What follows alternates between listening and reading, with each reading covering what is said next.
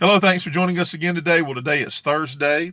It's July the 30th, and I hope your Thursday's going well thus far. We have received a little bit of rain in our part, so down here, and that's great. It's cooled it off a little bit, but the best part, of course, is we receive rain for gardens, for lawns, and all of that. It's been just super dry. You wouldn't think that living next to a great body of water like that, but somehow it just works out that you can be pretty dry too here. So yesterday we continued our series that we started on Monday about the friendship of David and Jonathan, and today we're going to look at part of the cost to Jonathan of that friendship. So we're going to kind of jump into it so we don't, go over on our devotions as far as what we consider over. No one's really said they're long, and I'm getting tired of the length of them, but I just want to try to keep them as concise as we can. So today we're going to be in 1 Samuel chapter 20. And basically, at this point, there's going to be a test between Jonathan and Saul to find out indeed how angry King Saul is. Is he angry enough to kill David? And Jonathan is just not sure. David's pretty sure, but he says, "Okay, we're going to conduct this test." And and Jonathan says, "I'll let you know." And I'm not going to get in all the details of that. If you know the Bible, then you know there was a kind of a complex plan to find out if or at least the complex part was how's he going to let David know this. So here we're going to begin here in 1 Samuel chapter 20, verse number 27. It says, "And it came to pass on the morrow, which was the second day of the month, that David's place was empty. And Saul said unto Jonathan his son, Wherefore cometh not the son of Jesse to meat, neither yesterday nor today?" So basically, didn't show up to the table where they would all eat and fellowship and all of that. David didn't show up. And Jonathan answered Saul, "David earnestly asked leave of me to go to Bethlehem. And he said, Let me go, I pray thee, for our family hath a sacrifice in the city." We're going to skip down a little bit. He's trying to tell them, basically, here's why he's not here. Verse 30, "Then Saul's anger was kindled against Jonathan. And he said unto him, Thou son of the perverse, rebellious woman, do not I know that thou hast chosen the son of Jesse to thine own confusion?" We're going to skip down here a little bit. "And Jonathan answered Saul his father, and said unto him, Wherefore shall he be slain? What hath he done? And Saul cast a javelin at him to smite him, whereby Jonathan knew that it was determined of his father to slay David. So Jonathan arose from the table in fierce anger, and did eat no meat the second day of the month, for he was grieved for David, because his father had done him shame." So we're going to stop there. Basically, we see here how Saul's intent was indeed to kill David. And we already know from what we've said and what the Bible has told us is that Saul was just terribly envious of David because the Lord was working with him. And because of Saul's own decisions, the Lord was not working through him. And of course, it was going to be appointed that Saul was going to die because of all of that.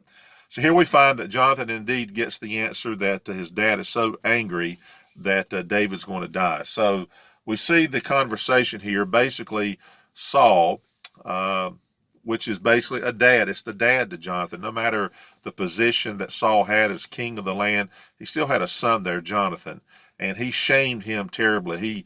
He said something very shameful to Jonathan, and then of course we find out here that Saul cast a javelin. He's just super angry and super mad that David wasn't there because I believe he wanted to kill him there, and he knew that Jonathan was protecting David, and it made him very angry. So here we find a son who stands between his dad and a friend that is a godly friend, a friend in which they've made a covenant, they've made a decision to remain friends, and Jonathan is going to stick with that decision.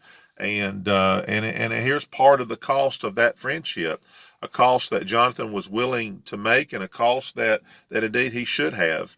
And that's very hard when you find here that actually dad is so angry that he's willing to kill another person, even despite the fact that his son recognizes the character and the love for God that David has for the Lord. So that's part of that. So what's the practical side of this? Well, again, we can say it. It may sound cliche, but we have to do right. And our friendships, if they're based on godliness, and they're based on what's proper and right, then you know what, that friendship needs to stand. And I believe there are people who pay a cost. It may not be as heavy a cost like this, where you're going to be that shamed. But then again, there are people who will shame you for your friendship with godly people. It's just going to happen. And you make your alliances with people, and you stand with them, then that's going to happen. Is that not happening in the political scene in our country? If you side with our president or don't side with the president, look at the shame that people will put upon you for standing with your president or standing for the flag and all of these things that's going on. So I say that because when it's right, you know what, there's a price often to pay, because it is what it is. But ultimately, you're going to be the one who stands right with the Lord, and the reward is going to be proper, and it's going to be greater than whatever the shame in this case is. In the case of Jonathan being shamed like that, and his father being that angry, then it's sad it's that way. But you know what? The great thing about it is that Jonathan did not, except for saying to his dad, why does he have to die? I mean, what's the problem here? Jonathan basically he stood with his dad just as far as he could. And I guess the other side of this is, you go just as far as you can, do the right thing. Obviously, Jonathan was not going to help his dad kill David. But on the other side of it, he didn't go off and just say things, in a perverse way to his dad either. He did what he could. He went just as far as he could in both degrees there. He honored his dad as much as he could honor his dad for being his dad and for being the king. But he also, on the other side of it, said, I'm going to honor my friend. I'm not going to just say, yeah, let's go ahead and kill him because you're the king and you're my dad, and that's the way it is. He didn't do that. He was in a tough spot, but you know what?